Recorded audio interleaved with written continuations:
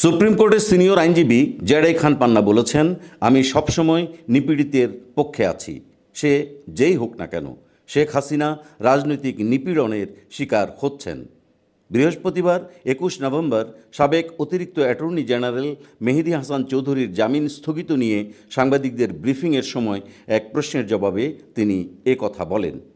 জুলাই আগস্টে গণহত্যার অভিযোগে দায়ের করা মামলায় ভারতে পালিয়ে যাওয়া সাবেক প্রধানমন্ত্রী শেখ হাসিনার পক্ষে ট্রাইব্যুনালে আইনি লড়াই চালিয়ে যাওয়ার ইচ্ছের কথা জানান জেডাই খান পান্না। এ বিষয়ে তিনি বলেছেন, সুযোগ হলে আমি শেখ হাসিনার পক্ষে দাঁড়াবো।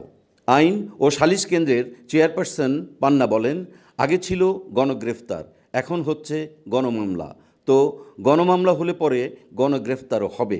এটার ভিকটিম একসময় আমিও ছিলাম, তবে অকল্পনীয়ভাবে গণমামলা চলছে, এমন আর কখনো হয়নি। একই স্ক্রিপ্ট, চোখ নষ্ট হয়ে গেছে, না হয় পা নষ্ট হয়ে গেছে, অথবা গুলি লেগেছে, কিন্তু এজন্যে শতাধিক ব্যক্তির বিরুদ্ধে মামলা হচ্ছে। নির্বাচনের বিষয়ে তিনি বলেন, গতকাল প্রধান উপদেষ্টা ডক্টর মোহাম্মদ ইউনূসের একটি বক্তব্য দেখলাম। তিনি বলছেন, রাজনৈতিক দল যদি সংস্কার না চায় তবে নির্বাচন দিয়ে আমি চলে যাব। আক্ষেপ বা অভিমান যে সুরেই তিনি একথা বলুক না কেন, এটাই সত্যি।